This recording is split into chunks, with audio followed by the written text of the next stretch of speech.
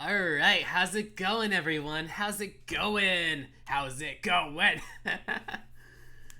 All right, I am glad to be here. It is almost Friday. I can't believe it. The week actually went by quickly for a change. It's been forever since I felt this way.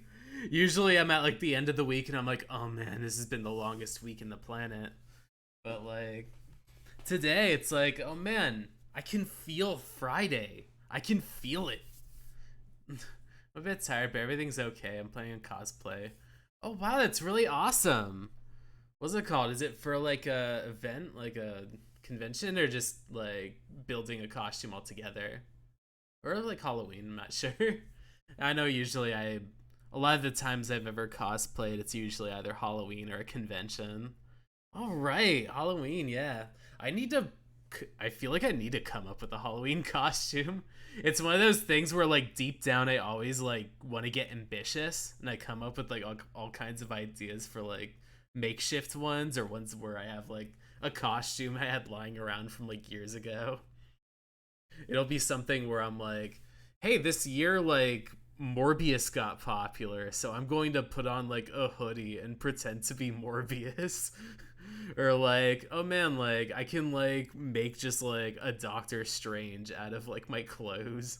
Just like a red jacket and like a blue button up. Or what's it called? Or like just kind of wear like some of my I have a ton of random like just outfits that I just kind of kept around because I could possibly potentially use them for like things like like different lab coats or like a yukata. Like these are things where I keep them around just in case I need to put them on for something. Where I'm like, maybe I should buy something, like splurge a bit on myself for like Halloween. But yeah, I've been getting in the Halloween spirit recently. I bought like a ton of like Resident Evil games. I know on Sundays, like starting around like October, maybe even when's like the last Sunday? The 24th now. So probably by the time like the very first like kind of like days of like October starts, I'm gonna start playing like Resident Evil 3 on Sundays. So I think at the moment it's mostly like like Final Fantasy 14. I know Sundays are usually my like toggle days because like Tuesday I have Eternites and Thursday I do Ace Attorney. But it's a good time. What's it called? Being able to play some of them. I'm gonna probably do three because I already played two a while ago. I might pick it up again for like a nice occasion. I've also been playing the OG version of like RE4, so that's been a really good time. I've been playing it offline, so a lot of the time I've been like just kind of like in the mornings before work, just like kind of like dipping into it a little bit. I got to like the castle part, but now I'm like deeply scared because I know deep down, what's it called? Oh no, not the Twitch filter. I'll have to like wait and see if it pops up. Yeah, I'm deeply scared for like the things with like bugs and such. Because I feel like I have like kind of like a horror thing for like acid. Like I do not like acid and things. So it's one of those things where I'm like, I know that there's like bugs that spew acid and it's gonna suck. But I think it should be good. But I'm gonna probably get started. I think that was it called. I've spent more than enough time talking about Halloween, especially for what's it called the week before, like almost like nearly a week before October starts. I'm putting the baby before the bath, or the cart before the horse.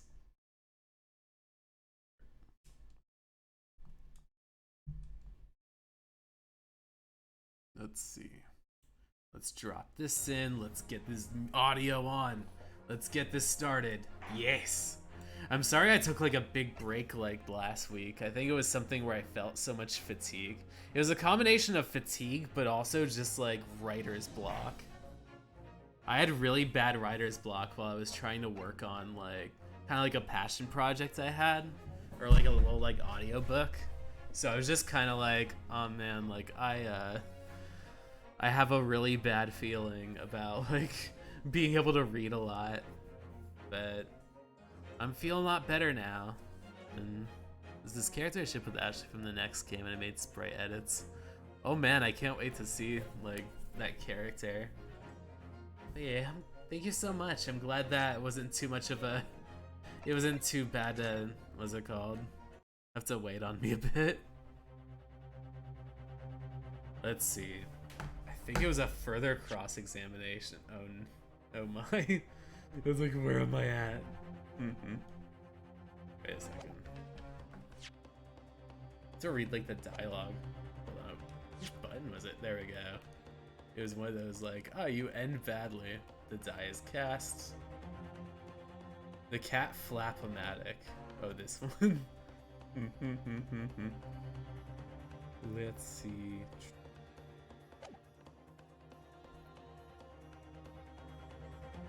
Alright.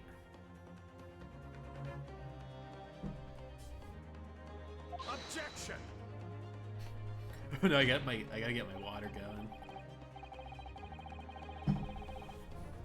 The jurors have spoken. Protocol dictates that you may not cross-examine a new witness now. Objection! The defense is not asking for a cross-examination of the new witness, rather to continue with one of the existing witnesses. What? It would appear that rather important detail has escaped your attention, Mr. Reaper. My lord, request your lordship's permission to interrupt a cross-examination. Thank you, officer. Very well. The cross-examination is hereby temporarily suspended. Oh man. No objections? No. Yay. So nobody can say anything then. If Bruno asks to resume his cross-examination of Mr. Graydon, the court is obliged to allow it. This is absurd.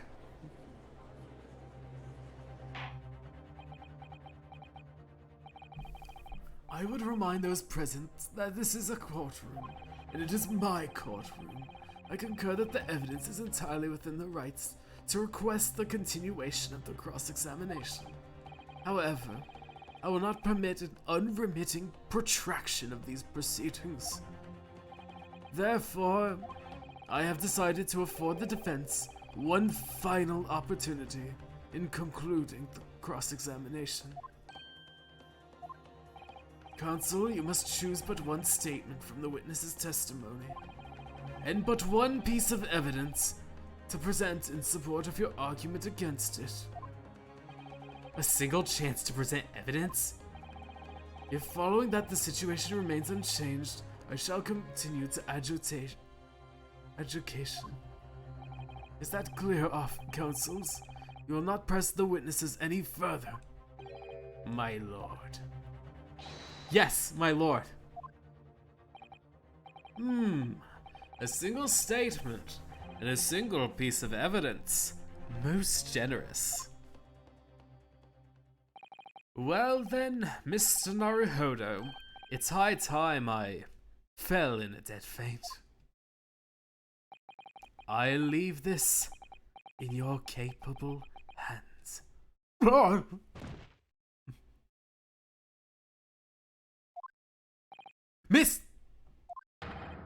Mr. Sholmes!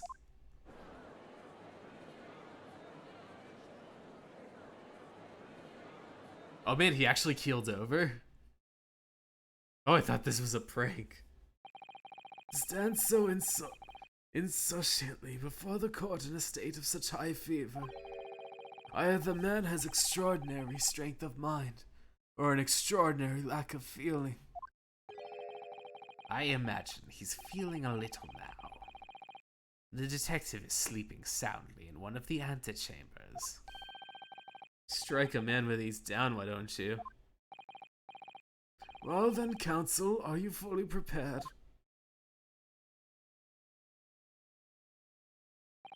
Yes. One statement. One piece of evidence. I won't let Mr. Sholmes down. Or Iris. And I won't waste this final chance that Susato-san has given me. This is going to decide the entire outcome of this trial. Oh, he looks so suave. Very well then. Under the terms I've outlined, you may resume the cross-examination.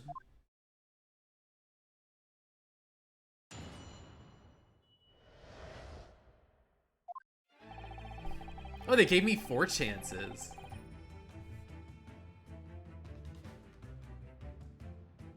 It's very debonair. I love the JoJo poses. I guess these are like the same ones. Let's see. I pursued, but the man, I could see him through the peephole of the door. The accused in the black coat shot the man. He was trying to flee to safety. Spatter all over the girl. I think it might be this one where I need to present the cat flap creator. Let's see.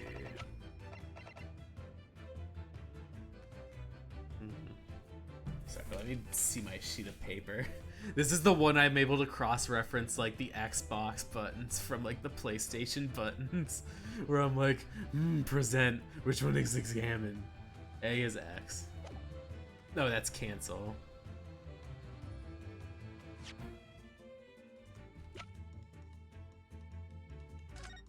There we go. One time I returned to save and decided to press. I forgot. I feel like it's one of those things where I'm like, oh wait a second, I need to catch up with all of my like, I guess sort of like dialogue to see where I'm at. After a week away, I was like, wait a second, what do you mean the next cross-examination? Those vicious teeth look like they could rip through almost anything. They're good, aren't they? They're made of a special alloy I developed just for this job. The cutter rotates 10 times per second, so you can get through any kind of door in no time at all. And what are the 2 parts at the top there? Ah, those are for attaching hinges to the section of the door that gets cut out. Right, of course. Nothing can match this machine for power. It can make mincemeat of even the toughest of doors. It sounds so charming and friendly when you say it like that. But it feels like the reality of the cat flap-o-matic is that it's a grim weapon of door destruction. Wagahai's so adorable. There's nothing I wouldn't do for him, even developing deadly weapons. It's like I would do anything, especially creating like, what's it called? Hazards. Objection! What on earth is that eccentric contraption, Counsel? Oh, it's my cat flap-o-matic, my lord. It makes a way for cats to get in and out of the room. It can cut through any door you can think of, and make a new little door in the middle of it. That's right, my lord. It's a device for creating so-called cat flaps. Small doors for cats to come and go as they please, without their owners. I'm sure we can all work that out for ourselves. Ah! But that cat lover's contrivance has no possible relevance to this case. Oh, really? Of course it doesn't. To start with, there was no cat flap in the pawnbroker's door. Oh, I'm so glad that my Ashley voice is good. I worry a bit, but I feel like I wanted to go for like the very like almost like posh but bothered kind of like sort of like be gone at once. Not being the keeper of cats myself, I'm afraid I failed to see what this has to do with the matter at hand. Perhaps it would help if I described its function another way then.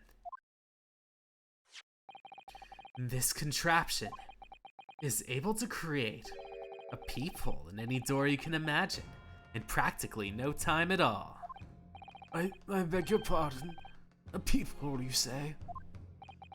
2 nights ago, We arrived at the scene only minutes after the murder of Mr. Windibank had taken place. That's right. According to the paper at the yard, it was you, your Japanese assistant, and Shrooms. Oh. Oh, I'm so glad. Yes, the three of us were together, and it's recently come to my attention that my assistant made use of this device at the time. Your assistant did what?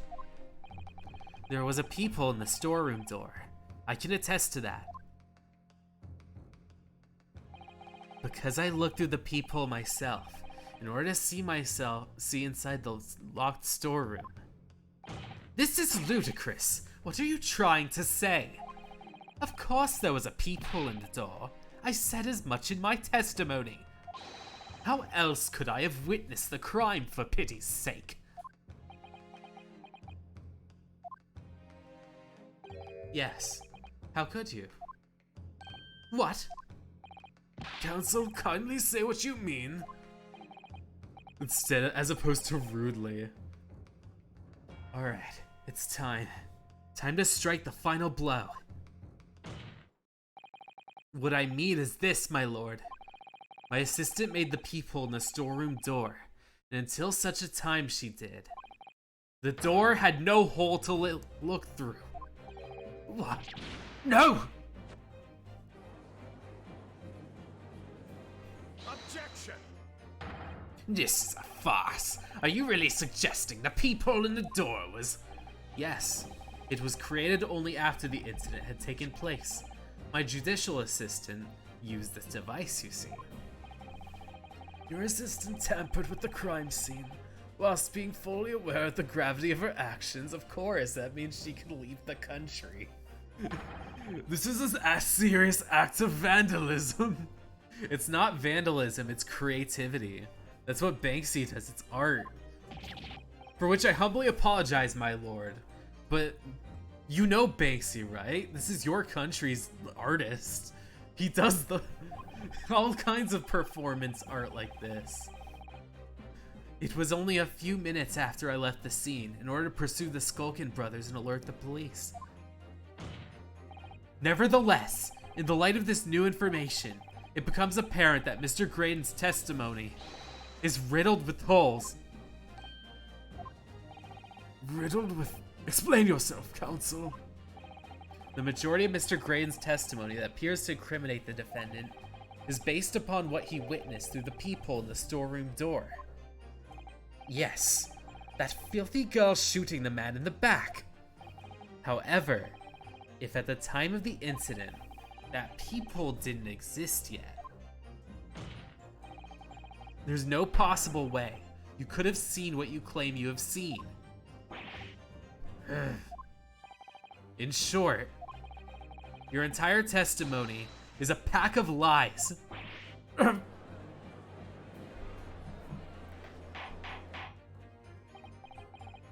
Order. Is there any credence in this revelation? Objection! Revelation? None whatsoever, as my learned friend must surely realize. Exactly. This is just some cheap trick designed to discredit me. I'm afraid not, sir. Of course it is. Do you seriously expect people to believe that plaything can cut through a solid wood door? Oh yes, I designed it to be very powerful. It can cut through even the toughest of doors. That's absurd. I don't believe it for a second. I had a feeling you'd say that. What? Wacky, Cooey, time for dinner. You vandalized the courtroom doors. And you brought Wagahai to an uncomfortable place. Well? Young lady, what the fuck? This is the Old Bailey. One does not make cat flaps in the oak paneling at the Old Bailey. I'm not done yet.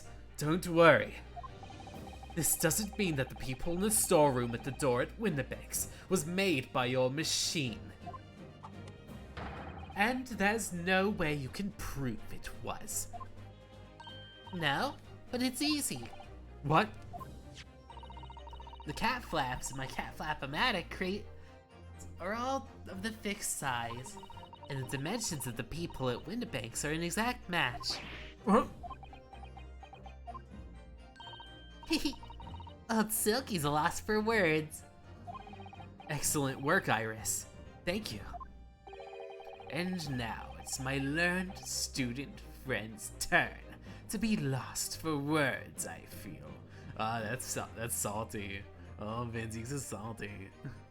Edkin has a dog phobia, so good thing Waga has a cat. At least he doesn't like see the cat and is like freaking out. I believe your judicial assistant has already left the country for your eastern island home. Well, yes, that's true.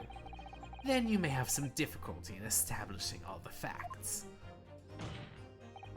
For the sake of the argument, let's assume the people has dimensions that are a perfect fit for this contraption.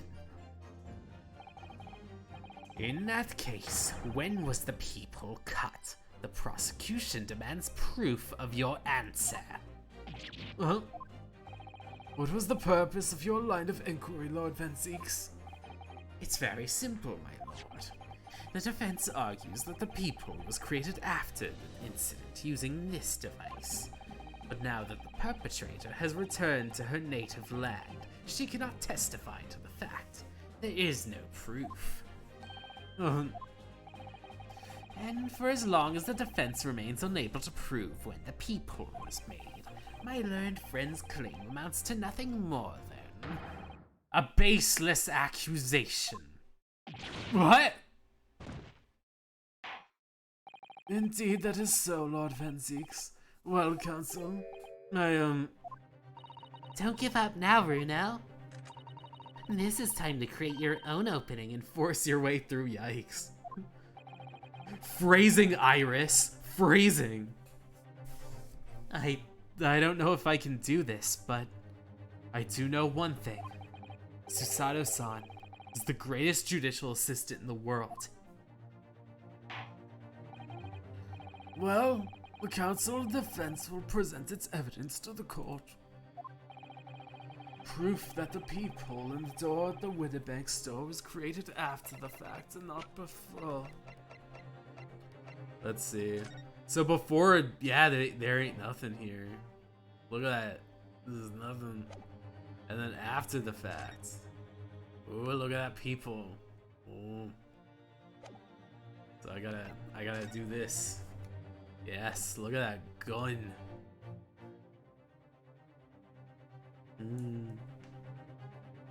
Take that! Oh yeah, the music shut off. What are you? A print from that detective's infernal cameras again. My judicial assistant, Miss Susato Mikotoba, is an extremely intelligent and capable woman, which is why I never had any cause of doubt that she would have considered this scenario and made sure I had the necessary proof. And the necessary proof is this photographic print, Counsel. This print shows a scene in the shot moments after the defendant entered the premises. Agreed.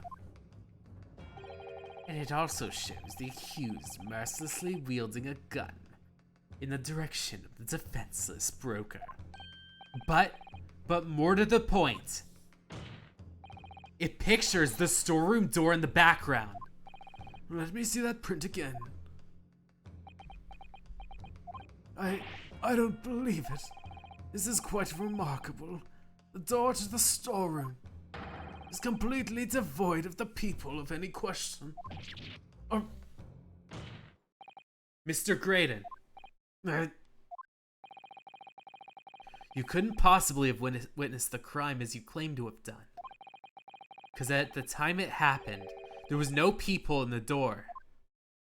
In other words, your testimony is a catalog of lies.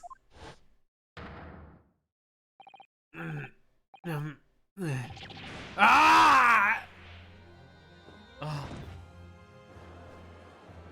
Oh shit. Order, order, order.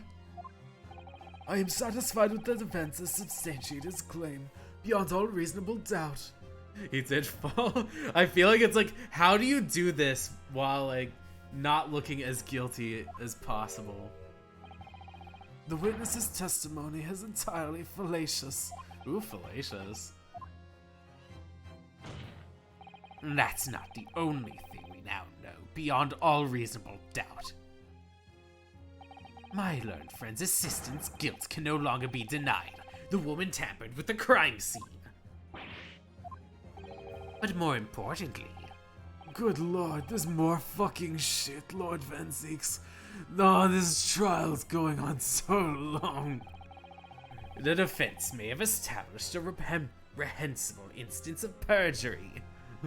Has pretty privilege, canonically designed to look androgynous and beautiful. There's no way he could be guilty. Man, Van Zeeks is like, I can't make like Ashley look less guilty. So I'm just gonna make all of like, what's it called? All of like Ryunosuke's like inner circle guilty. But that is no proof that this man is the victim's killer. Yes, that's right. What? I was there at the scene.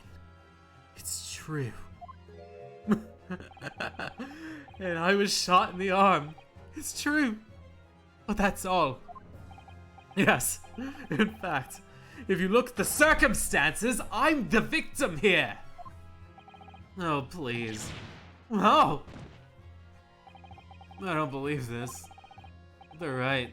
As it stands now, I don't have any definitive proof that he's the culprit. Still, he can't worm his way out of it now. Iris. You know what they say. There's no point locking the cat's door after the cat has been bolted. Or the cat. Isn't that right, Runo? As Hurley always says, one lie begets another. No, wait. That might have been a line I wrote for him in one of my stories. Well, no matter who said it first, you're right.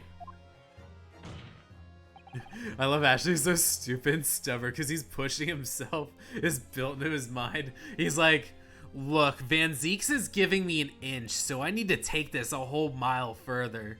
I'm gonna take this several kilometers further. Mr. Graydon, not only did you give false testimony to court, but the lies you told makes no sense. Make no sense? What do you mean by such a remark? What you said in your testimony reveals that you know something you shouldn't have known. In other words, there's a fundamental inconsistency in your statements. What? Objection! This is provocative talk, counsel. Won't you enlighten the court? Explain this alleged inconsistency. Iris was right. One lie begets another. The inconsistency is revealed by the lies in the witness's statements. They show that Mr. Graydon had knowledge of something he shouldn't have known about, namely, the people. If he didn't exist, and he saw something in there, then what's it called? That would be the main thing. The point is not that you lied in your testimony, Mr. Graydon. It's the nature of the lie you concocted that's so revealing. You're not making any sense. Then let me ask you a simple question. How is it, Mr. Graydon, that you knew of the existence of the people in the storeroom door? What? Well, obviously, I'm... Has the cat got your tongue, witness? The people in the door was made after the incident occurred, and once I returned to the shop having failed to catch the two burglars, Scotland Yard's investigators arrived immediately. Since that time, the police had been at the Windibanks constantly, carrying out their investigation. Isn't that right, Inspector Gregson? Well, yes, of course. The place is chock full of pond articles, and my lads have thoroughly explained it all. So I gave the order to have the officers working with the clock and shift so we can get through it all. And consequently, there's no way that you, Mr. Graydon, could have had gained access to the shop. Therefore, you should have known nothing about the people in the storeroom door. So the fact that its existence forms the basis of your testimony is completely inexplicable. Objection! And yet, the fact remains that Mr. Graydon did maintain that he witnessed the crime take place through the people in the door, but the people never existed. How on earth is that possible? Would I have a word, please, Lord Van Zeeks? Speak, Inspector. It's just that I really ought to be getting back to the station now to put in my report. There's really nothing more I could add to this testimony if it's all the same to you. Permission denied. Oh, It's not all the same to me, Inspector. Not at all. You will remain exactly where you are until this trial concludes. of course, sir. Mr. Graydon, you shouldn't have known about the existence of that people. Which can only mean that you must have been informed about it by someone else. Objection! Stop there, my learned friend. You realize, I trust, that the words you just uttered have extremely serious implications. Yes, but the defense believes that the details about the case that Mr. Graydon claims to have seen must have been revealed to him by a certain person before his testimony. And in fact, considering a particular clue we have, there's only one person that it could be. Who is the person in question, counsel? Who gave the witness details? It would be the person that had access to the investigation, and the person who keeps on whispering. Because they were arrested, so it wouldn't be them. And then Gregson's the only one that's closest. So it'd have to be you. Take that! The truth is, it can only have been you, Inspector Gregson. Me? You had better have some proof to substantiate such a rash claim, my learned friend. Consider the fact that we have been only aware of Mr. Ashley Graydon's identity for the last few hours. We have learned about it only during the course of this trial today. Indeed. Preparations for this testimony were made with great urgency during our hour-long recess, while the police executed the subpoena and brought the man here from the communications office. And until that time, Mr. Graydon would have had no idea, no inkling that he would suddenly be required to appear in court. Are you suggesting that until such a time he was summoned? Yes, my lord. Until then, it's reasonable to assume he knew nothing about the peephole. It was only once Mr. Graydon was in the stand that he realized his position, that he would have to defend himself against the accusation that he was the third intruder.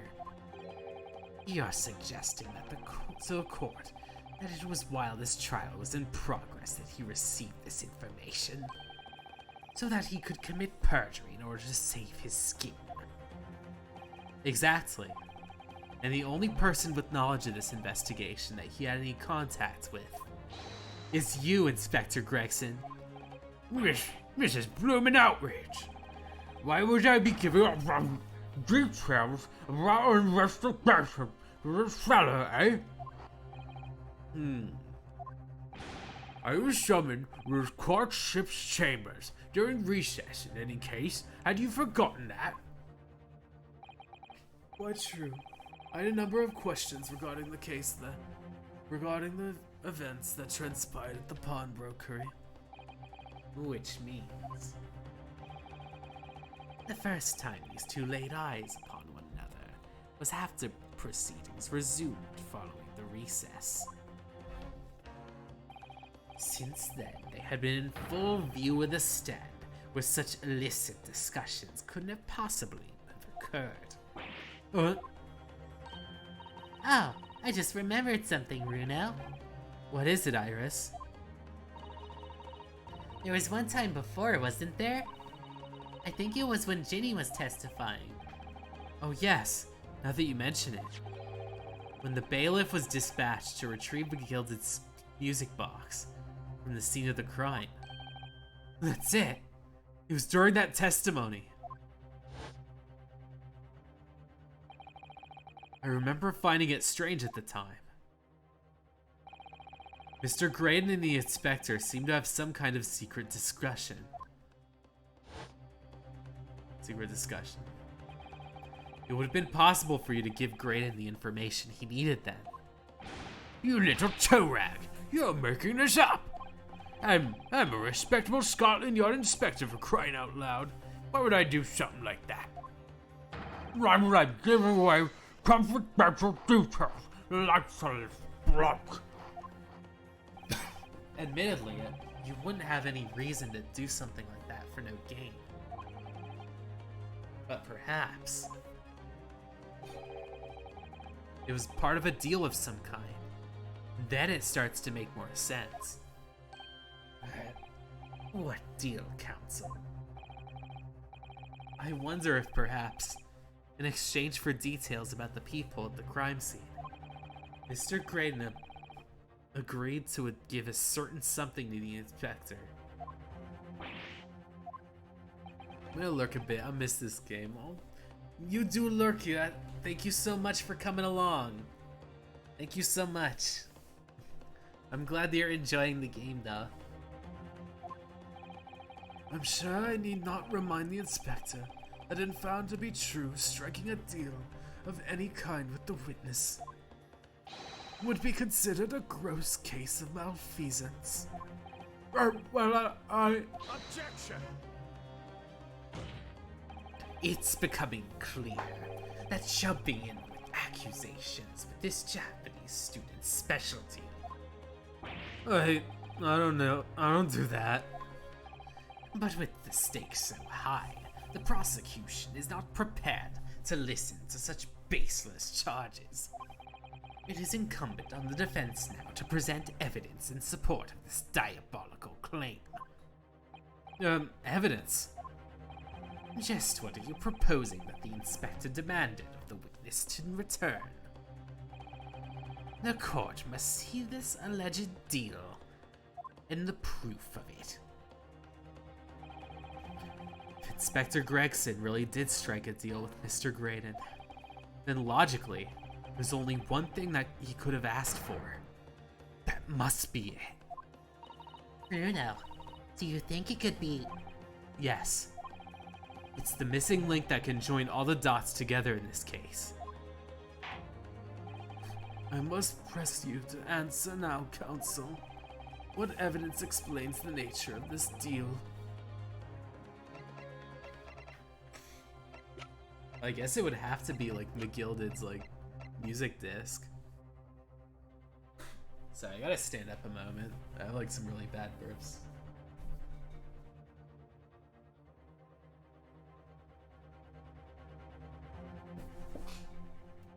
Sorry, I got a lot of air pockets in my chest, and sometimes it just kind of comes through. Let's see, it would have to be this, right? Yay. Smear blood turns green. Let's see if there's any extra like details, or if it just kind of anything out of place. So this is blood, Probably from someone's fingertips. Oh, there we go. And then McGilded, let's see. And then skip through that. All right, there's nothing new or new or peculiar about this. So I can submit this as evidence. Take that! Yeah, that pause. Inspector Gregson. Besides this murder, is it not true that you've been working on another very important case? What? What are you getting at, sunshine? It's possible that this other top secret case is what's alluded to in this newspaper article here. The classified secrets being leaked overseas from the Ministry of Justice. How in the bleeding Nora could you? We discovered during the course of this trial the music box deposited at Windibanks by Magnus McGilded. A special music box designed to play 2 discs at once. It would seem very likely now that encoded on the pair of discs that were in McGilded's possession are the leaked classified secrets.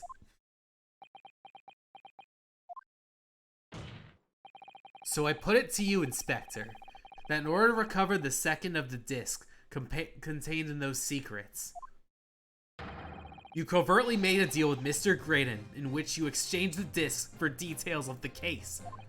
You little...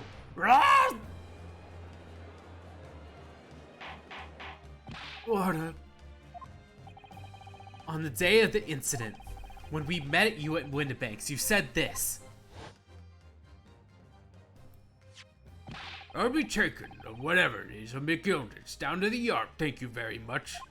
So hand it over. No, don't give it to him. It's mine, that's it. Mine. I'm sorry, miss, but anything belonging to McGilded has to be taken in as evidence. Scotland Yard already knew at the time, isn't that right? That Magnus McGilded was involved in the stealing of government secrets. My orders were recover the medium used to convey the secrets leaked from the ministry, and do it on the QT, strictly hush-hush. And that explains why, when I presented this disc as evidence to the court, you objected so heavily, I presume. Because you knew that it contained highly confidential information. Blimey, not likely. I mean, I wasn't sure of it myself.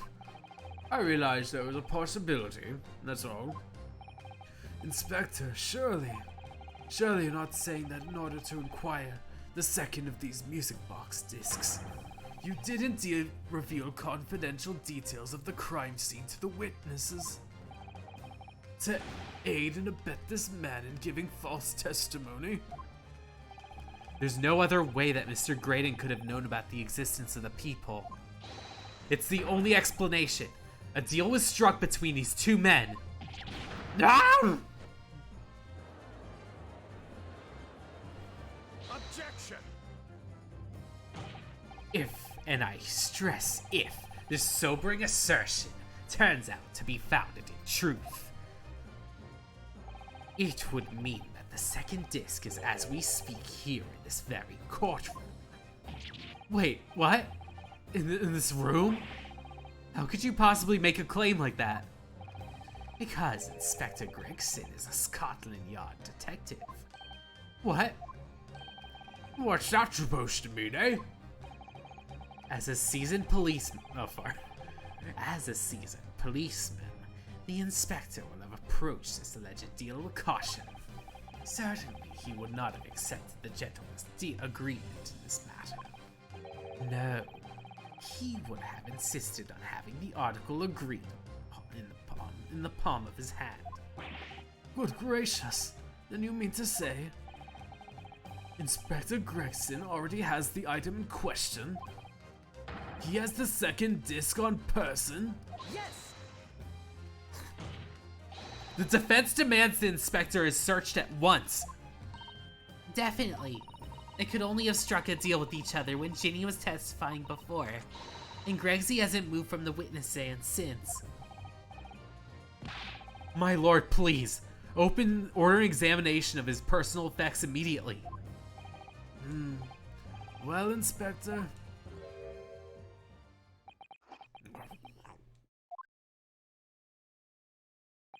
this young lad wants to tone down his imagination. He's insulted me, my profession, quite enough. However, if it'll put this matter to bed, dispel any doubt of my involvement, then I'll happily submit to a body search. What? He's gonna agree to it. I presume you're fully aware of the precipice of which you now teeter, my learned student friend. You've made a serious allegation against Scotland Yard here. If following the search of the inspector's personal efforts, no disc is found, you will be deemed unfit for court service. This trial will end, and my country's government will formally demand of yours that you are severely reprimanded. That sounds serious. And like bullshit too. Indeed, to have a visiting student make such defamatory remarks on our country's most senior police force is not something Her Majesty's government will be able to overlook. You're just threatening Runo because you're scared. The accusation is beyond serious. You must be prepared for grave consequences. It's true. I can't imagine Gregson would have accepted the gentleman's agreement of something so critical. The disc must have physically changed hands, which means the inspector should have it. But somehow, something doesn't feel right here. Very well, Counsel. If you know the implications, let me ask you one last time. Yes, my lord. Do you still persist in formally requesting a search of the inspector's personal effects? Search him. Yes. Yes, the defense demands that the Inspector Gregson is searched at once. Very well. Are you ready to proceed, Inspector? Be my guest, sir.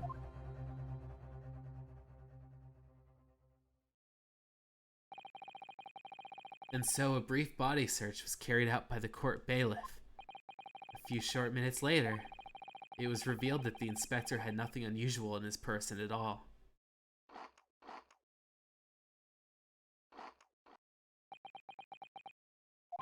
What?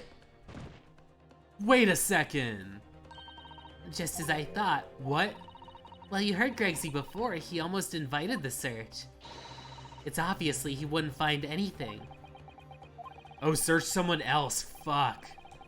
Well, Counsel, what do you have to say for yourself now? Have you learned your lesson, or do you intend to embarrass more people in the courtroom? This is bad. Do you still persist in formally requesting a search of the inspector? Yes, the defense formally demands a search be conducted. Well, don't say you weren't warned, but your typical stubbornness may well land you in hot water this time. Perhaps the lesson will do you some good. Fair enough. No, fair enough. I've got nothing to hide. Very well then. Bailiff, conduct a search of... Objection! The defense demands a search, but not of the Inspector Gregson. What? Now what's all this? I'm the one you're accusing, aren't I? I thought you wanted to search me. No, Inspector, not you. Someone else. What's the meaning of this, eh? Lost it, have you, sunshine? This court shouldn't have to put up with this nonsense. You're completely irrational. Be quiet, all of you. Oh, be quiet, all of you. Runo's doing what you all told him to do, and having courage of his convictions. So you should respect that and listen to what he has to say in good faith. Because that's the British way. Well, I've been guilt-tripped. Very well.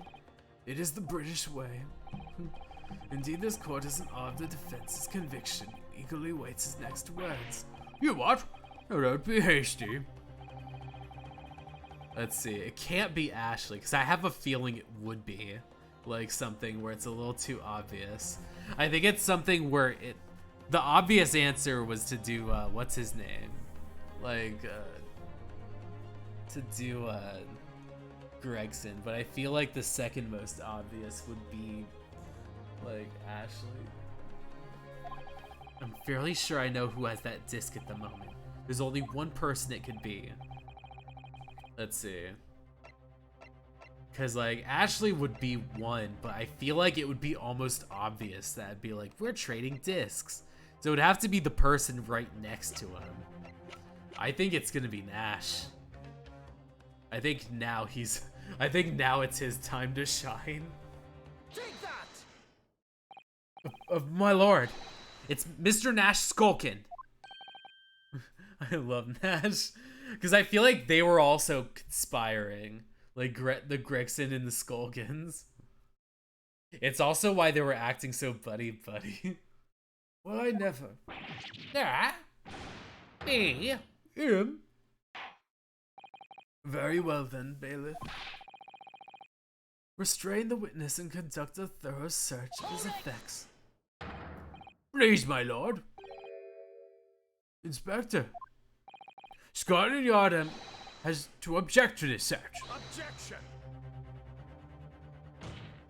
Nash is so silly. The Skulkins are so whimsical. Unfortunately for you, Inspector, your objections carry no weight here. In this courtroom, only the prosecution and defense have the authority to object.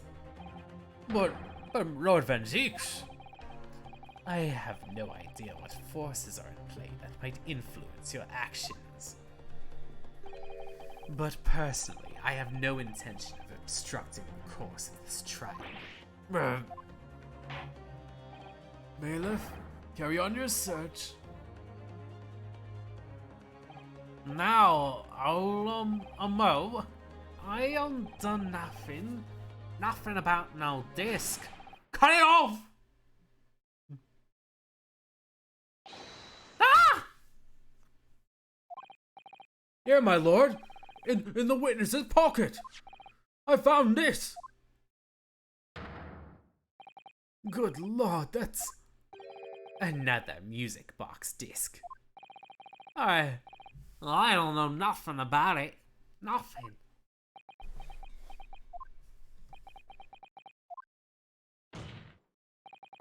That is the second music box disc left behind by Magnus McGilded.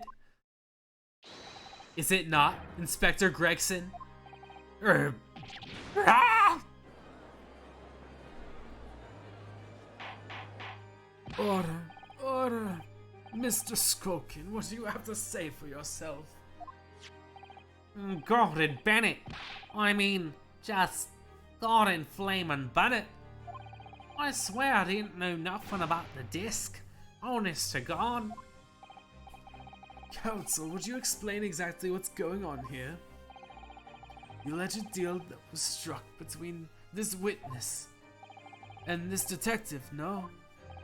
Without question, my lord. Then for pity's sake, why on earth was this man in possession of the disc that the inspector traded for information? Inspector Gregson is a shrewd, calculating man who rarely loses his composure. But at one particular moment in the trial, he exhibited some unusual behavior for a brief moment. I don't recall. What unusual behavior? It was, yes, during my cross-examination of Mr. Graydon. Tell me, Mr. Graydon, when you left the pawnbrokery that night, was it by any chance the second disc in your jacket pocket? I admit to nothing of the sort. While Mr. Graydon answered my questions, the inspector appeared to have been grabbing Nash Skulkin by the coat and was shaking him violently. Yeah, the inspector brutality. Yeah, he did it, you know.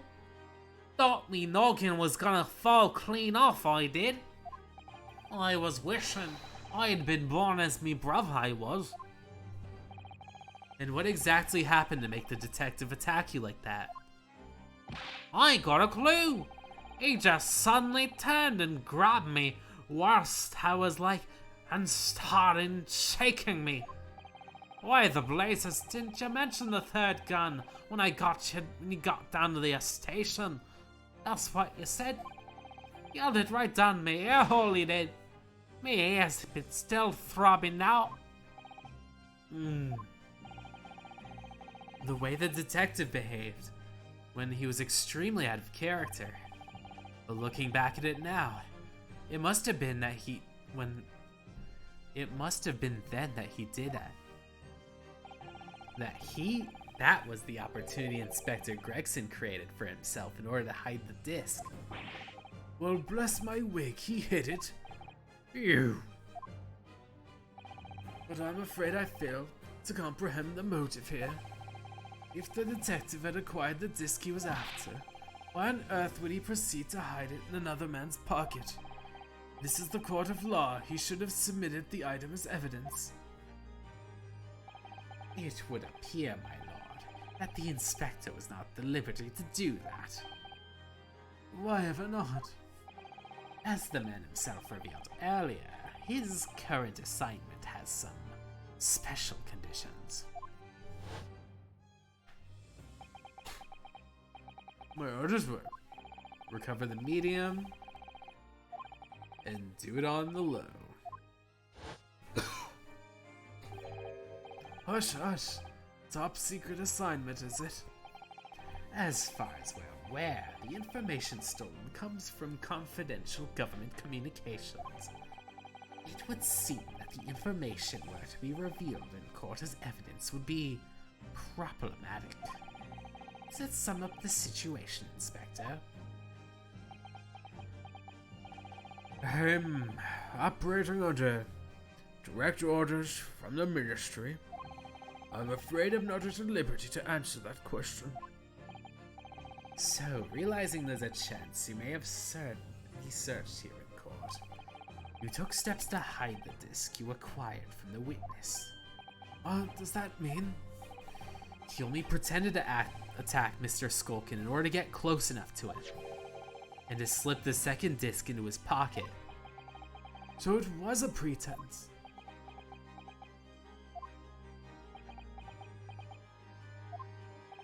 Well now, Inspector Gregson, and you, Mr. Craydon, are you prepared to admit the accusation made against you is an alleged deal?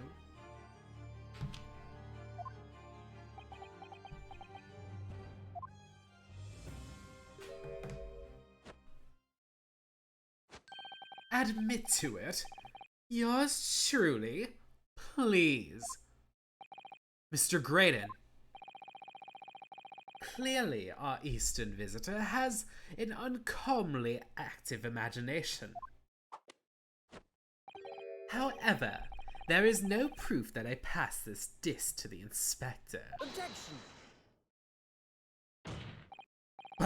But then, how do you explain the reason why you knew about the people? I'm under no obligation to explain. What? Yes, I lied in my testimony. That I admit, so sentence me accordingly. But that is all I admit. Murder, leaking government secrets, striking a deal with a detective. All of it, is this young Eastern man's fancy. I have no idea what any of that is about. You what?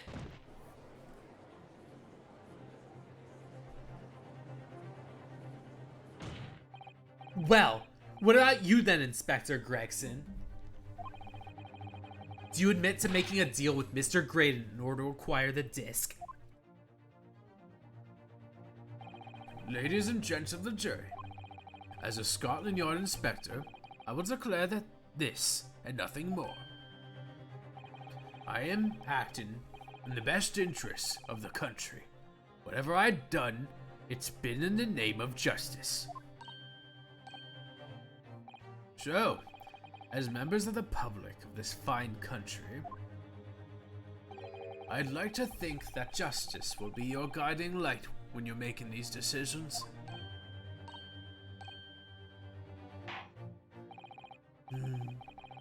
This is quite a country indeed. Rarely have I encountered such extraordinary tumultuousness in the concluding of the trial. Nevertheless, in the absence of any further evidence to be presented, I believe it is time that we put the matter to the jury in the final leanings. Well now, as a fellow servant of the Queen and country, I must say I sympathize with the old inspector. Yes, he's a dependable man, I'm quite sure. In service, one becomes a good judge of character. Even crossing your eyes doesn't help when it comes to looking into this case. It's all blurred to me. Well, as a fellow, a professional, I'd like to put my faith in the detective, really. Graded as highly skilled operator, stop. Currently in the presence of idle, stop. Detective was very trust in his eyes. More than this I cannot say. I don't believe it. These 6 jurors they're gonna believe Gregson? If they declare their decision now. Is Ginny gotta be found guilty? If I don't manage to produce some definitive evidence right now, we're going to lose. Either some proof that Graydon killed Mr. Windibank or stole those government documents, or some evidence to force Gregson to admitting that he struck a deal with the witness. Well then, counsel, I think it's time I imposed on the jurors to declare their final decisions, no? That is, unless you have some compelling evidence you have thus not presented in court. If I let the judge call in the jurors to announce their leanings, Ginny will be found guilty. So there's no choice then. You have to throw more evidence at them. This is it now. It all comes down to this. Who do I present the evidence against? Gregson or Graydon? I guess probably... let's see.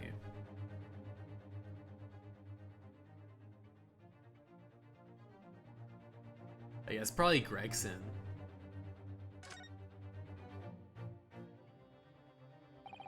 Yeah, Inspector Gregson. There's one final piece of evidence I would like you to see. What's that then? If you refuse to acknowledge that you did in fact strike a deal with the witness here today, then you leave us no choice but to examine this piece of evidence thoroughly. I'm all about trying to discredit Scotland Yard. Let's do this! Well, go on. This is my last chance. It looks like I'm gonna have to force his hand here. One final piece of evidence to get this detective to admit the deal he struck with Graydon. A small music box. I think it's this. Let's see. Is there anything extra?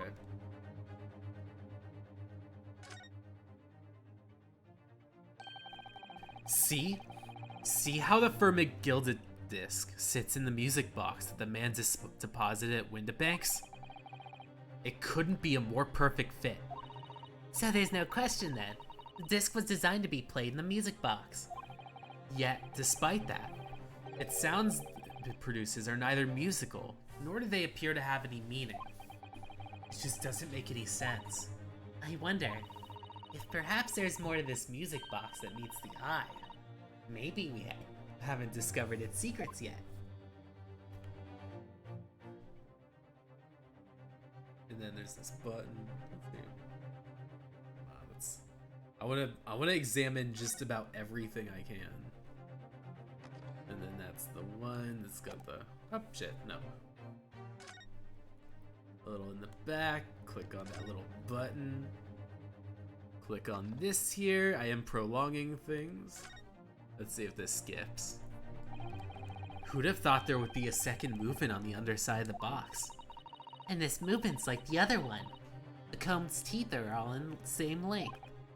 So, this movement only produces a single tone like the other one? Yes, it must do. Except that the length of the teeth of the two combs isn't the same. So a single tone produced by the movement will be different to the single tone we've already heard. What?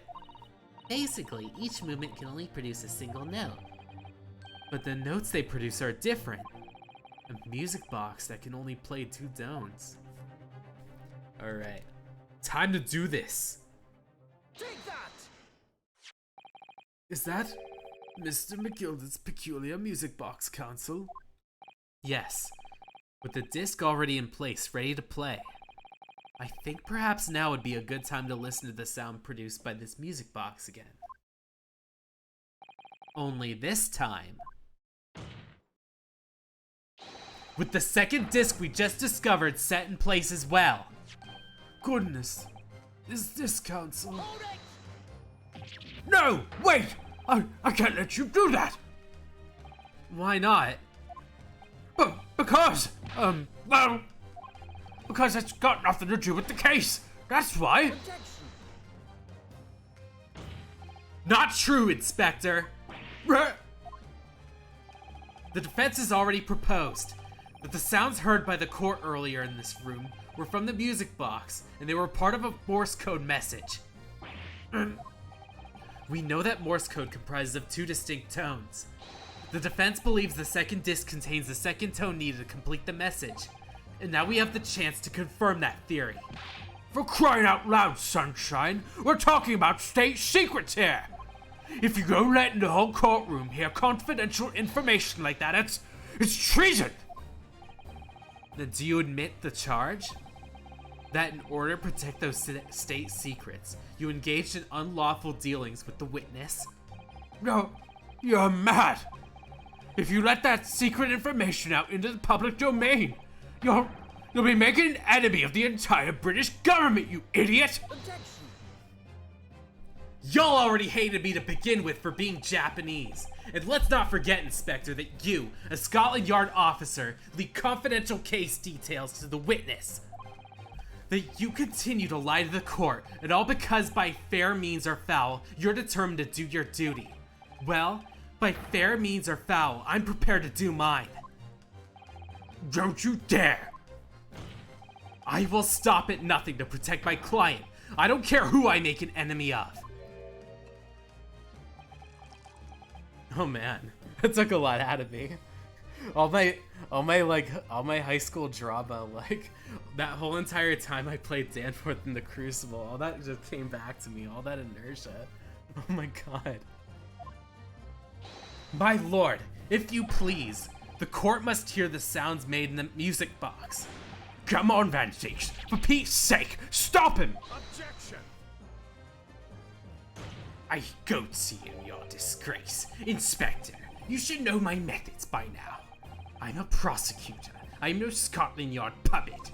In this courtroom, my duty is to protect the law, so let me propose a toast to uncovering the truth by fair means or foul. Row! Very well. The defense stands here, and that of the prosecution have been made very clear, I feel. Therefore, in accordance with the defense's request, the court will now listen as the music box is set in operation once more. This time, with the second disc in place, and both discs playing simultaneously.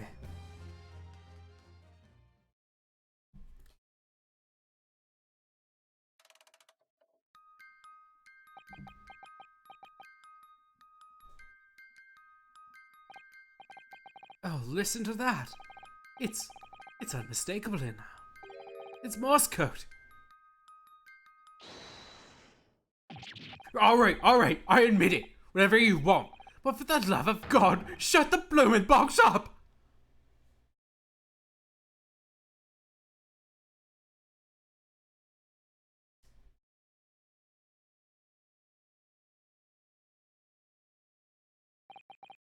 Let me ask you again then, Inspector Gregson.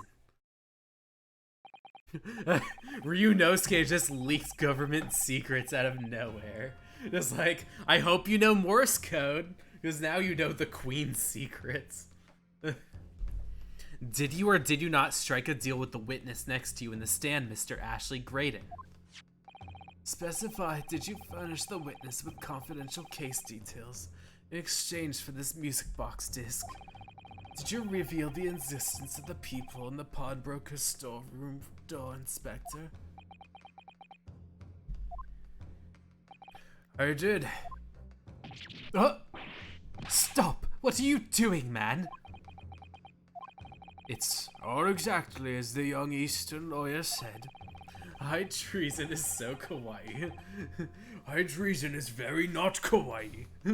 When the trial resumed after the recess, and we were stood here in the stand together, and that is when he approached me with the deal. Shut up, you imbecile. Shut up! Psst, you there. You're the detective who turned up at the pawnbrokery the other day, aren't you? I may have something you're looking for, Inspector. With me at this very moment. So how about a trade? I suggest you accept. Or information that may make certain individuals uncomfortable will soon be very public indeed. I couldn't let that information become public knowledge. Not under any circumstance. So I accepted the man's proposal and told him details about the case that should have put him in the clear. The people in the storeroom door and the bloodstains on the overcoat. By giving false testimony, the witness intended to have the defendant wrongly accused of murder. Inspector, you knew that. Yet you still reveal those details to facilitate the witness's perjury. I did. But then it turned out the people had only been made that night after the incident took place. Scotland Yard wasn't aware of that, if I'm perfectly honest. Well, Mr. Graydon, what do you have to say for yourself?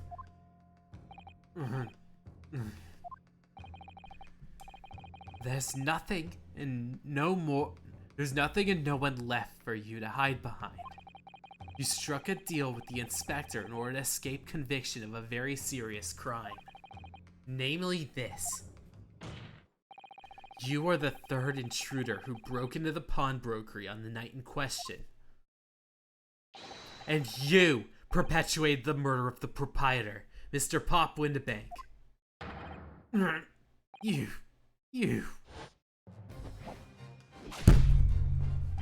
Traitor! Oh no, what's going on? Holy fuck. Holy shit. What the fuck? He's just like, bailiff, restrain that man. Not him being like, you motherfucker, I'm gonna strangle a Scotland Yard officer. Oh fuck. Man. Between that and the bra parachute from Tuesday, this is crazy. This has been a wild week. Bailiff, restrain that man at once. I wish that was me. That's it. Alright, I need to get my composure. Maybe I need to stand up and stretch.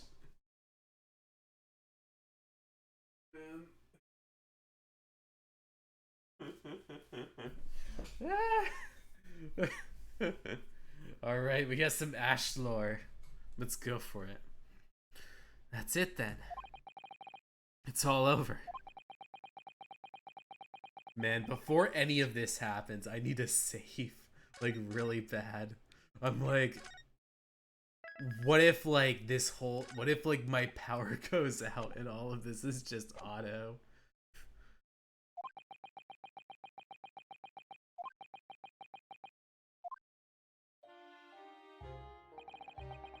I despised my life growing up. Those slums are vile places. I was cursed from birth, born into poverty, the son of a penniless artisan. My parents did nothing but quarrel all day long. What little money they had was never spent on me.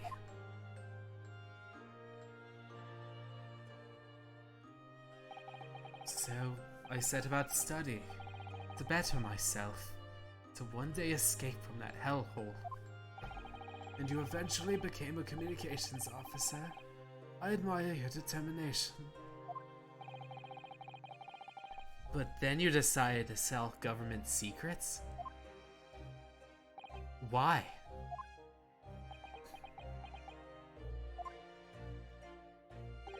It isn't obvious. Because I wanted money. Even now, years later, the nightmares of my life in the slums wake me in the small hours. I wanted to drown them out, with more money than anyone who could live in squalor could ever imagine. Then one day, I met him. Mr. Magnus McGilded. You're a fiend with quite a talent, so are you. I have money to throw your way if you're interested. All you need to do is go along with my little plan now. I was to steal the ministry's telegraphic message logs, and McGilded would buy them for a handsome sum. As I was responsible for inspections of the ministry's communications office, it was a simple enough task. The lure of the devil's offerings. How easy it is to succumb. But you surely have realized the seriousness of the crime you were committing.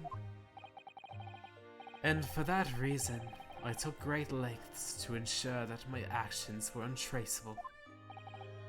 By using the music box. My father was a brickmaker, though my mother divorced him when I was still a child. Yes, Mr. Mason Milverton. That's right. He was very skilled with his hands. He'd once been a music box maker's apprentice. I imagined his skills would be sufficient to create a machine that could generate Morse code. So I sought out my father again to employ his services. It was the first time I'd seen him since I left the slums 10 years earlier.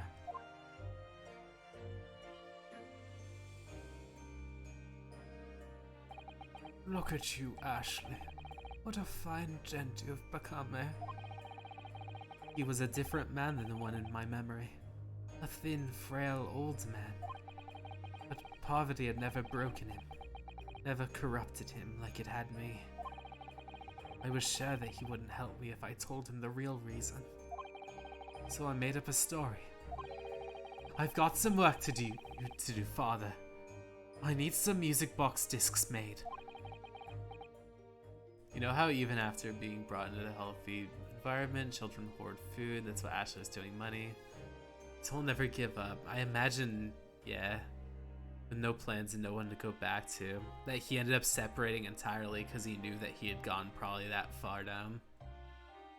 Music box discs, eh? A musician friend of mine had written some music he wants to sell. A musician friend of mine has written some music he wants to sell to the public. I've brought a score with me. There are two, actually. I'd be delighted, son. It's been 20 years since I did any work like this, though. Fetch my tools, would you? They're in the loft. That's how I made him make the two discs. Thereby splitting the information in two. You were taking considerable precautions indeed. It was to protect myself as much as anything. It meant that I could deal with McGilded in two separate transactions. The first involved the first of the two discs in the music box for playing them. I exchanged them in McGilded for 10 guineas. Then, On the receipt of the second disc, you would pay 1,000 guineas. So, what happened on the omnibus 2 months ago was the second part of the deal. The exchange of the second disc? Yes. I'd sold the man information that way a number of times already. But it seems he'd become reluctant to part with his money. That doesn't quite make sense, Graydon. Why was it on the omnibus 2 months ago? Your father, Mr. Milverton, was the one dealing with McGilden and not yourself. When I received 1,000 guineas after my first complete dealings with McGilden, I decided to give 200 to my father for his troubles.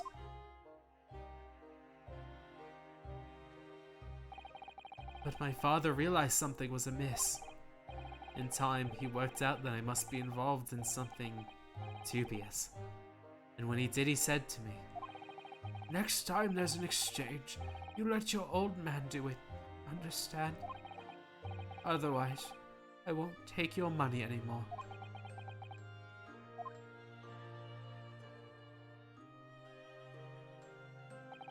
And that was my father's way of dealing with it, I suppose. Climb into the omnibus, hand over the second disc, and take the money from McGilden. That's it. He had no idea what was actually on the disc I asked him to make. He never knew. Just like I'll never know why everything went so horribly wrong that night. All I know is that the disc was taken from him, and he never returned home.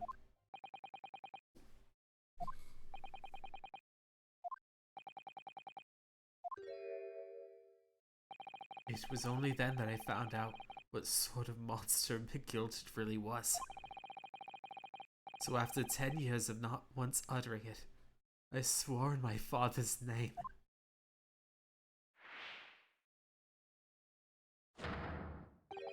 To exact revenge. Mason wishes he was my dad. Ashley must have been destroyed. Revenge! As anyone with even the remotest knowledge of the man will no doubt be able to imagine, McGilden brought all of this wealth and influence to bear in the most despicable of ways. To crush any semblance of justice in this trial. The crime scene was tampered with, evidence was fixed, and the witnesses were bribed. The Sculpin pose. Oh yeah, the little, like, shoulder lean. The trial 2 months ago was a farce from start to finish. My feet had barely touched British soil back then, and I walked into that hornet's nest completely unaware of the sinister background to it all. I made plenty of money out of my dealings with McGilden by then, so I spared nothing of my arrangements 2 months ago. I knew exactly who to hire. If you're willing to pay the price, there are people in this city willing to do anything you ask. McGilden himself had shown me that. Are you saying that? I think you have the picture now. After he twisted everything in his favor to his courtroom to ensure that he walked free, I took matters into my own hands and delivered justice that monster deserved. That tragic incident following the trial here 2 months ago was planned and executed by yours truly. McGilden's death that day was caused by this man? Everything is ready, sir, if you'd like to follow me into the courtroom. What's this, officer? 'Tis sooner than I would led to believe. I hope it's not inconvenient, sir. There are some changes to the schedule. Well, I must be making tracks now. 'Tis time for the inspection. They're going to examine the omnibus again, so I'm told. I asked if I could be present for it myself. So that policeman who came to tell McGilden he could examine the omnibus again. That's right. An imposter, hired by me. McGilded used his wealth to manipulate the trial. He paid people to adulterate the omnibus and all manner of false evidence. He threatened witnesses to lie in their testimony. So great, the brain rot so bad. I'm really endearing to this dude. So I gave the man a taste of his own medicine. Once the omnibus was doused in paraffin, one of my sham policemen ushered McGilded inside and sent him on a one-way journey to hell.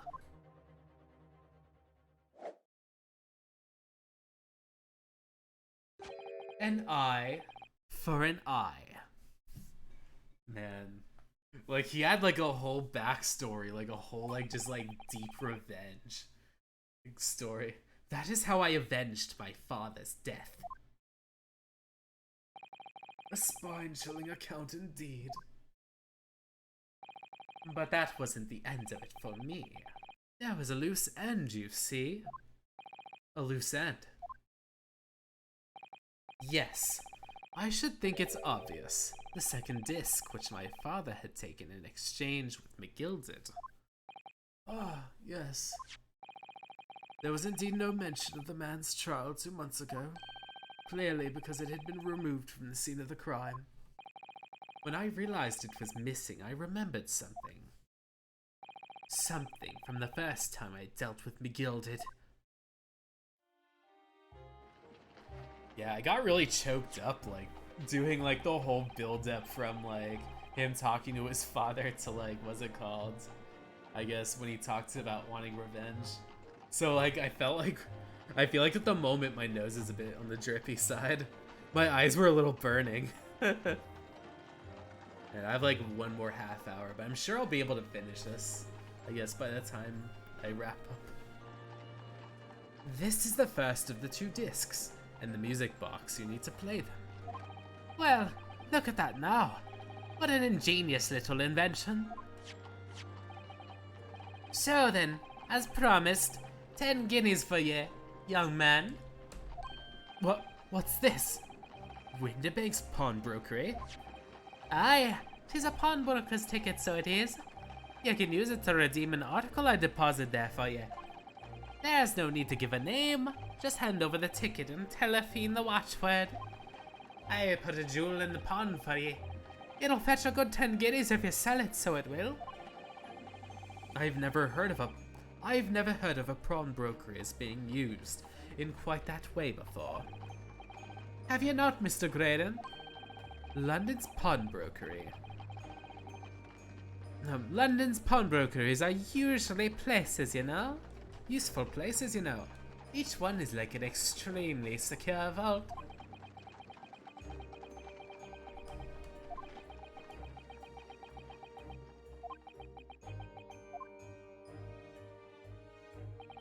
So I knew that if I'd taken steps to hide the disc, it would be in the pawnbrokery somewhere. And on the night he killed my father, he must have entrusted the ticket to someone. Yes, to Gina. I remember now that when we first met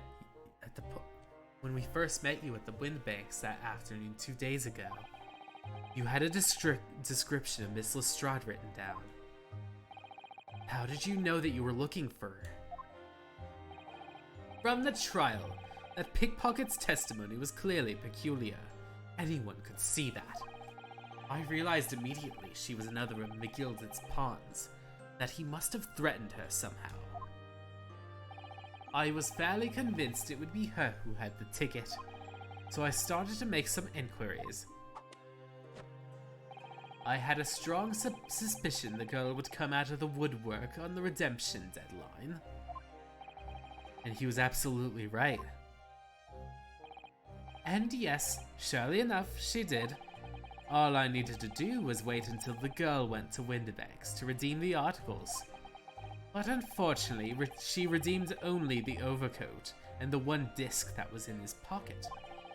The all-important music box with the second disc inside was missing. Yeah, if Magnus survived in McGilded. Let's see. If Magnus survived it. Like, I feel like this whole trial would be like, I guess, really just like flipped on its head. Maybe the whole thing wouldn't have, I guess the whole thing wouldn't have happened just because like McGilded's like kind of like influence was pretty much all over all the discs and all of the conspiracy because he'd been forfeited 2 days ago. But I was unaware of the fact.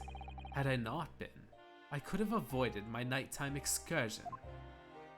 Meanwhile, as our investigation of that stolen government secrets was progressing, we'd picked up on the fact that McGilded was involved.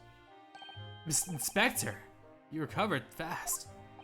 My orders were to recover the stolen information as quickly as possible, so we started gathering the fella's possessions and examining what we could lay our hands on.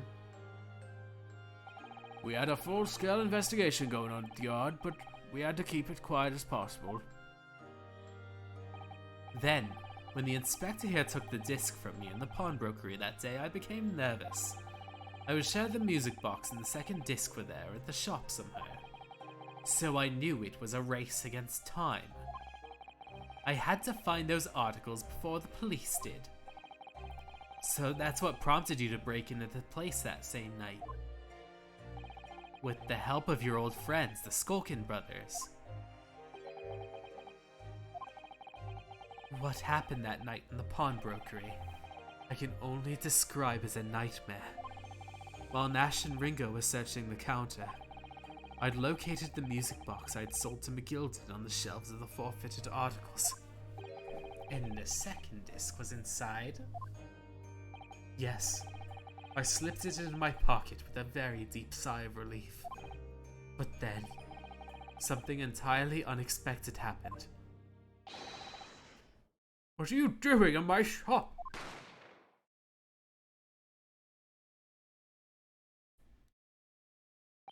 A gunshot rang out of the shop, and I felt a sharp pain in my left arm. The broker fired his gun, and the bullet pierced your limb. Everyone was like, whoa, you saved the inspector's life, you're a hero. And they start praising him because Gregson was choking on a potato wedge. Not it being like, oh man, everyone, even after all of this evidence, like, they're still swayed at, like, Gregson being, like, someone from the Scotland Yard. And the fact that he, like, protected him from, like, a potato wedge made him be like, well, it was for, country. It was for the Queen, and it was for home and country. Guilty. Yes, exactly. But unfortunately, I decided to bring my own gun with me that night, just in case.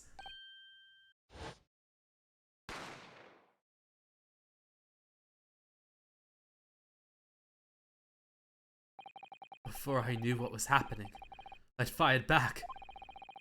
The men had already turned to flee. I hadn't intended to fire in his direction, much less kill him. But unfortunately for both of us, the bullet hit home. It struck him in the middle of his back as he fled through the storeroom for refuge. Oh, sorry, Tal. It all took place at the blink of an eye. I don't imagine Nash and Ringo would even realize what had happened at first. I was terrified, so I fled. And that's the whole story. That's everything that happened at Windibanks on that wretched night.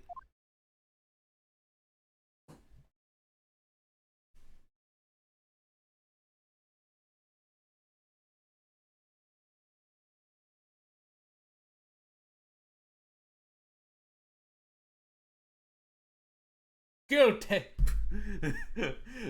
Guilty! Guilty! Guilty! Guilty! Guilty!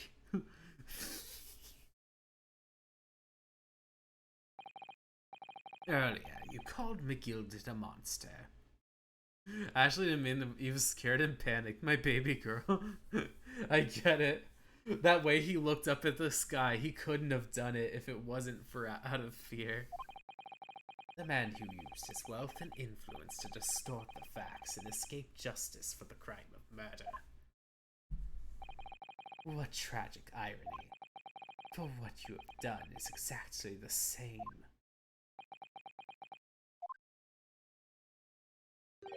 You're becoming the very monster you saw and despised so deeply in the Gilded. Yes, I think I have.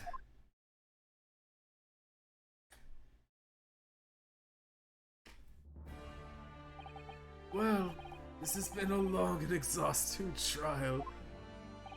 However, it would seem that we had last arrived at the truth.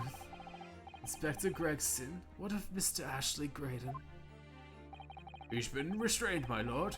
He's being escorted to the yard. He'll be charged with the murder of Mr. Winterbank and the stealing of government secrets. Very good. And you, Inspector, regrettably, you will have to face charges yourself. Yes, my lord, of course. Yes, I think I have. Somebody said, why you understand why I'm insane over him? Yeah, I feel like I understand. I'm like, damn, if all this stuff with the Gilded never happened, like, what's it called? I feel like he would have just been able to live a normal life and had been fine with it. Or at least, like, had been able to not get roped into all this. It transpires that you were complicit in helping a criminal escape justice. The fact remains whether or not you were doing so in the line of duty. The crime is a serious one, Inspector, and inexcusable. Now to the defendant, Miss Gina Lestrade. Yeah. It's time for that final agitation. Is the jury ready, Mr. Foreman? Yes, sir! Garradip Squadron standing by, sir. This is really it now. The last push, the final call, the finishing whistle. My men are ready to deliver their verdicts. Thank you, Mr. Foreman. Very well, ladies and gentlemen of the jury. You'll now declare your final decisions to court. Not guilty. Not guilty. Not guilty. Not guilty. Not guilty. Not guilty. Objection! I demand a summation examination. No reason, I just want to. If my learned friend keeps using that little button, why can't I? Haha! That's the stuff. I'm off the hook. Finally, Bruno, you managed to do it. Finally is the word. I really wasn't sure we'd come to the top for a while there. Susie's right. You're the best lawyer in the world. Miss Lestrade, I am not finished with you yet.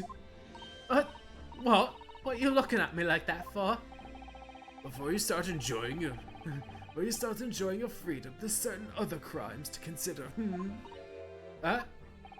2 months ago, in the courtroom, no less, you gave false testimony, did you not? And in relation to the trial today, not only did you unlawfully enter Midwinter's pawnbrokery, you also attempted to abscond with Mr. McGilden's property, it seems. Huh? I never done nothing of the sort. Of course not. It's not like you were gleefully wearing McGilden's court in your cell yesterday or anything. Just when I was getting excited about throwing a party for Ginny this evening.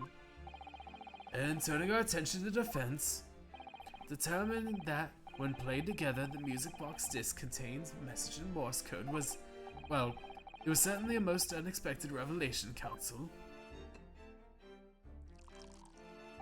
Quite so, my lord.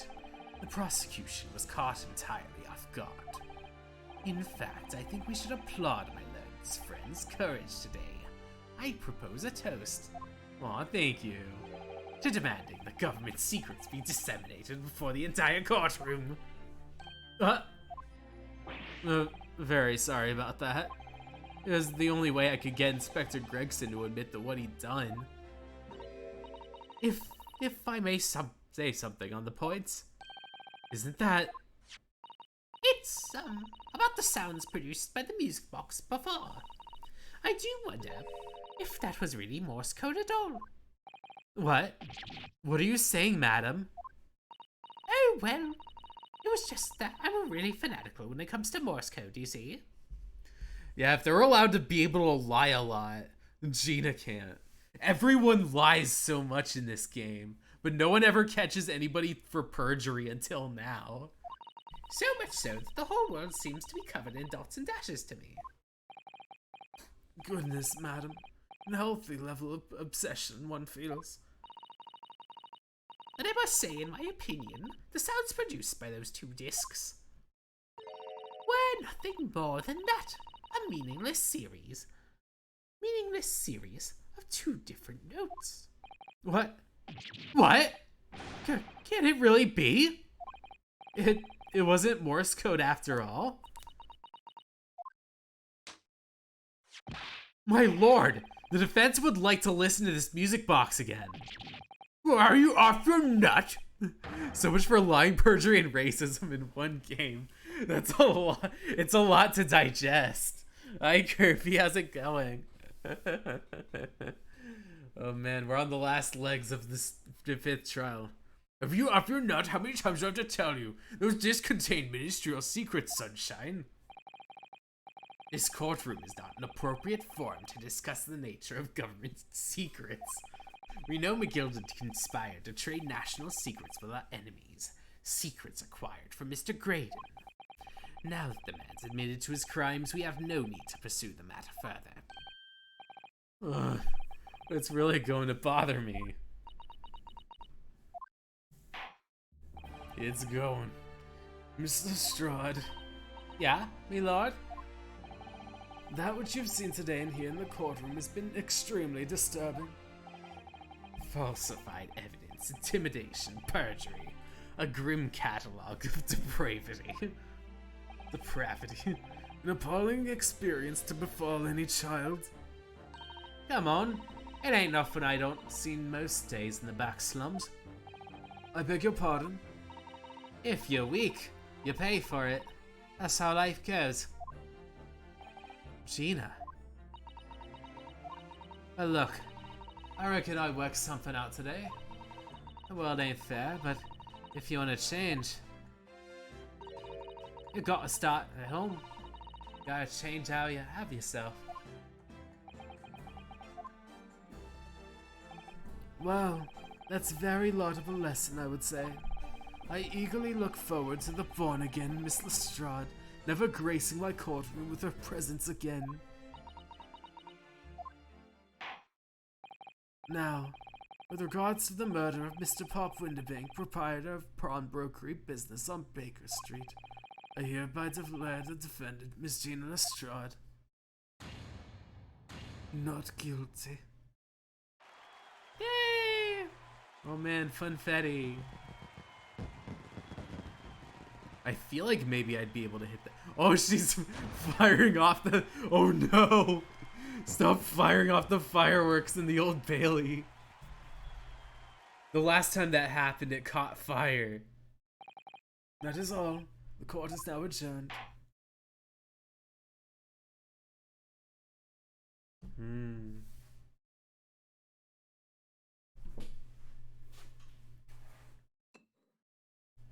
So, my learned friend. It's just the two of us.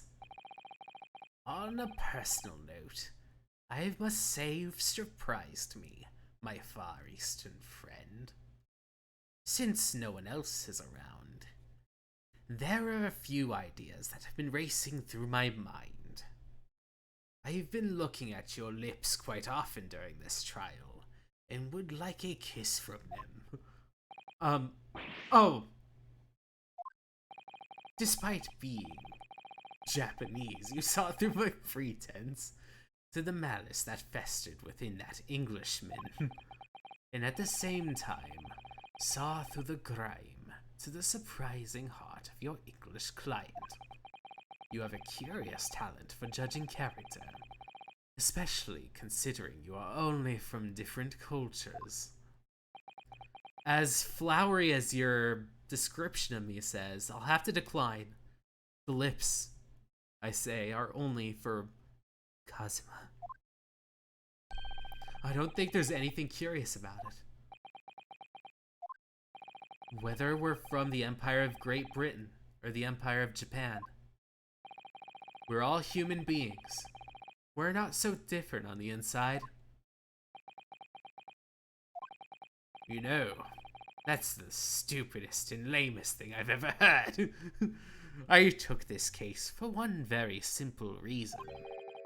To lock swords with you once again here in the courtroom. And now I may drop trow and we can lock swords once again. You did. When I encountered you for the first time 2 months ago, it reminded me of toasting friendship and trust with another Japanese person, only to find my trust betrayed. Through you, I hope to look into the eyes of the man I once knew and try to understand. You mentioned something similar earlier today, about total betrayal at the hands of the Japanese. What happened exactly? Well, you may ask. And one day when the time comes, you will learn the answer, whether you like it or not. Alright, then I'll wait for that day if I must. Oh, he took a drink from the sip! Oh, he took a sip of his sippy cup. Coming to be known as the Reaper of the Bailey, in my retirement from service 5 years ago, it gives me cause to wonder if our meeting has some deeper purpose. So, farewell, my learned Japanese fellow, until we meet again.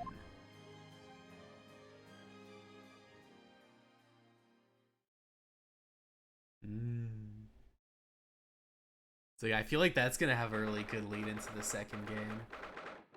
Alright, let's see how much more I got. I think within 10 minutes I'll try to end it, but maybe within 10 minutes things will wrap up. It's done. It's over at last. But, hold on, let me just save just to... Let's see.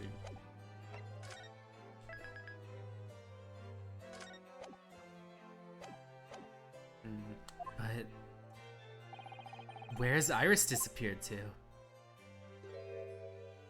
Ah? Congratulations, Gina. I knew it all along. I knew you were totally innocent. Well, you did what you said, Mr. Naruto. You believed in me. Right up to the end.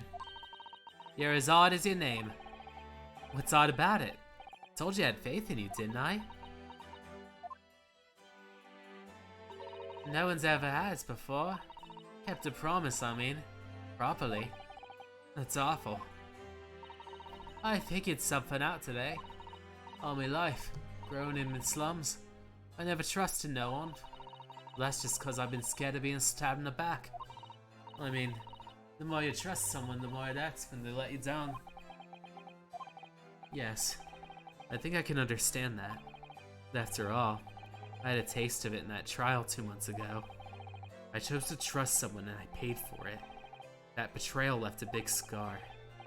You know though, Gina, I worked out something quite recently too.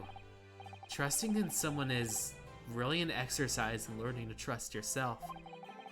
And when your gut tells you it's the right thing to do and your trust is rewarded, there's no better feeling in the world.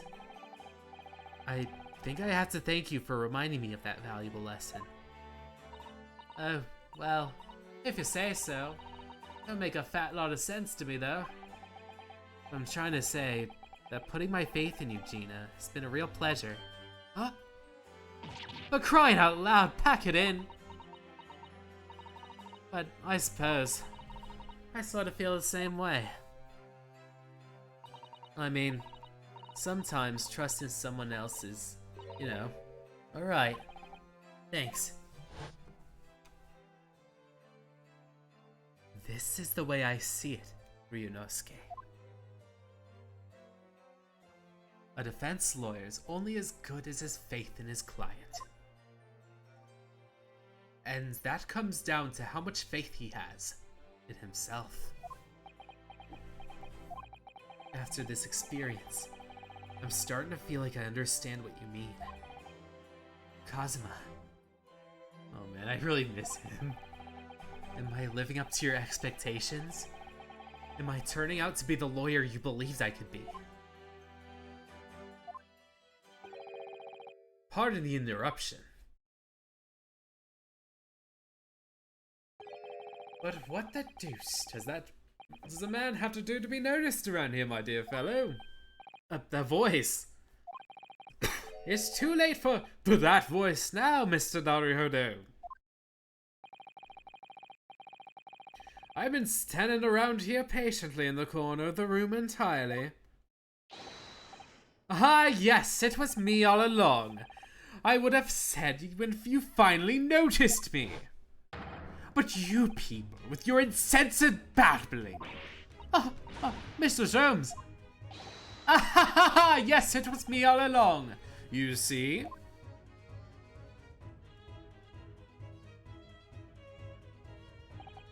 I'd assume you'd been taken back to the hospital by now. Indeed I was. But I managed to escape again. Oh? I happen to be aware of one or two foibles of the doctor who was tending to me. I merely made my knowledge of them known.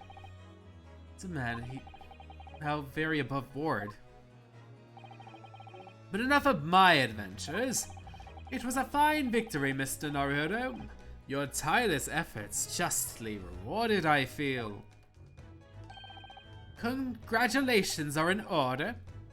As a close friend, I tip my hat to you. Oh, thank you. Some great detective you are. Great at being cold as ice, maybe. Have I irked you in some way, Miss Lestrade? While you've been having a snooze in your nice soft bed, some of us have been fighting for our lives. Ah, well, that bullet did cause me to lose a substantial amount of blood, it's true. So I feel indeed been somewhat cold. Not perhaps as cold as ice, but have a feel. Could you take your hands off my neck, please, Mr. Sholmes? And in some way, I suppose, congratulations are in order for you too, Miss Lestrade. What's that supposed to mean? Why so half-hearted?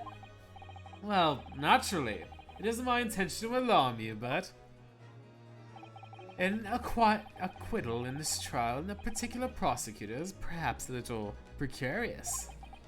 Well done, Mr. Sholmes. Not alarming in the slightest. Oh, the Reaper, you mean? Because anyone who's found not guilty in trial is working on winds up dead anyways. Is that it? The very point I was trying to make. As exemplified by the fate of Mr. McGilded, in fact. Ah, but of course, I pay no attention to such irrational drivel myself. Yeah, well, it don't bother me. Oh, really? Course not. The way I see it, Reaper's a bit like him upstairs. Him upstairs? You mean like God? Yeah, him upstairs. Knows what's what, right? He knows what people are like on the inside. He won't have the wrong end of the stick. There's some coves like coves like McGilded who are rotten to the core. Oh, thank you so much, Moonlight. At the end of the day, him upstairs makes sure they get what they deserve. I suppose that's one way of looking at it. Divine justice is one thing, though. The Reaper taking matters into his own hands and claiming lives is another.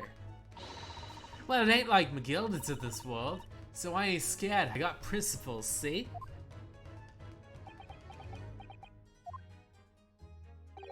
A trait in you which is very admired, Miss Lestrade. Oi, just give it a rest, alright? As I am saying, congratulations are in order. The news of your acquittal is quite welcome news to me indeed. Let me express my heartfelt congratulations, Gina. Well, There you are, Hurley. How long have you been here? Honestly, I went to the main entrance just to see you. Ah, Iris, my dear, I do apologize. But wait until I tell you what happened. This pair made utter fools of themselves. What happened? As you know, I have a penchant for disguise. I was hiding in this room as the bailiff. But the dolts didn't notice my presence at all. They had no idea. Can you imagine, Iris? Could you credit it? I'm not sure, really. I beg your pardon? I'm very sorry, Hurley, but you just don't have the weighty presence you seem to think you have. In fact, you really ought to be careful about that. It's gonna land you in trouble. Oh, be careful. Ouch. Anyway, it's such a shame. I was hoping to throw a party for Ginny tonight, but you won't be able to come, will you? Don't look at it like I'm not going nowhere for a while. You heard the judge's patter. I got stuff to make amends for, apparently. All them offenses. What was that again? Breaking the enter in, taking his stuff in the lug. Blah blah blah. Yes, you might think you basically being a pickpocket's the basic offense. The main offense. But diving ain't an offense, it's a job, innit? I don't think so. Still, it has got me thinking is all. Maybe I should start looking for another line of work. I mean, you did start off as a lawyer, didn't you, Otto? Well, no. But I was never a pickpocket. Well, anyway, I reckon I can make a change. I'm gonna do something for all them, a lot like me, in the slums. Something to make a difference for him. That's a wonderful idea, Ginny, and I'm sure you can do it.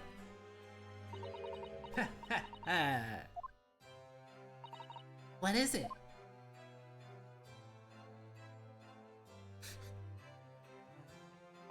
Nothing. Miss Gina Lestrade. The prisoner carriage has arrived, madam. Come with me to the rear gate at once. Right. Well, looks like I'm off then. Yes, goodbye, Gina. And good luck.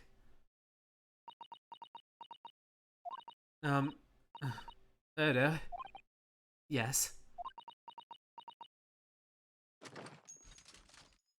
Oh no! Is it my time? Oh. Ah! Well, what was that for? I don't know. I mean, I don't know what to say, so... Ah, indeed. Perhaps the situation calls for a phrase hetero missing from your vocabulary, Miss Lestrade. Ah!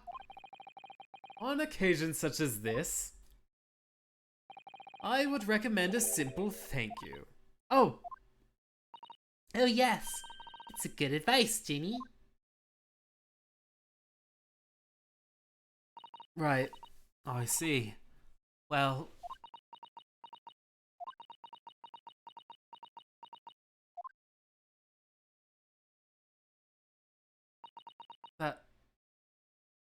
Thanks. Odo.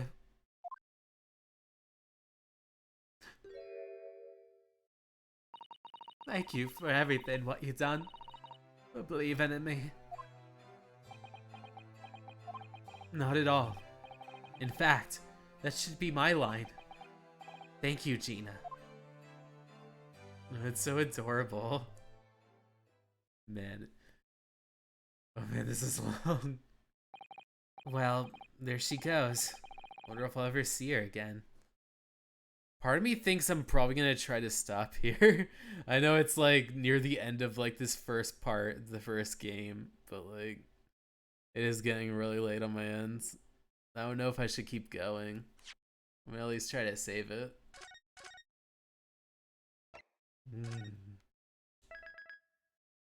Let's see.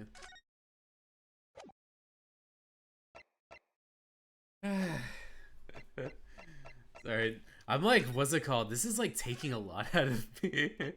It's so emotional. I'm getting a little choked up at a lot of this stuff. Yeah, I need to give myself a break. I'll give it just a little break. I'll be right out. But thank you all so much for coming along. I'm so happy that I came back to this while I was feeling a lot better. And I think that it really helped me kind of feel out a lot of the lines. I feel like honestly, like I'm really impressed with a lot of the work I did in like some of the parts. Like I got really like emotional and choked up, especially with a lot of this stuff where like what's it called? I was talking about like Ashley's past, talking about like what's it called? The exchange between like Ryunosuke and like Gregson about the disc in the music box. It's something that like almost kind of like it really took me aback exactly like how emotionally I got like invested in a lot of it. But this Sunday I'll probably be doing my last kind of like I guess sort of my last stream of September and dedicating it to what's it called? Final Fantasy 14 in the next Sunday afterward. Like I'll probably start on like Resident Evil 3 for October and Halloween in the horror month. But I'm still gonna be doing Eternights on Tuesday and the rest of the rest of this Ace Attorney, and then like the next one after, like for next Thursday. But hopefully I'll be able to keep that energy going, and I won't have to like what's it called, get really tired or like beat. I'm pretty sure with like exactly how much is in the new one, I'll probably be a lot more like hyped up to do the next Ace Attorney stream. So I don't think I would ever like need to cancel at the moment. So I'm going to keep on going Thursday for Ace Attorney. But until Sunday when I'm doing Final Fantasy 14 in the early hours, I'll be poking my beauty mark, poking the mic, sending out all kinds of good positive vibes. Let me see if there's somebody that's streaming at the moment.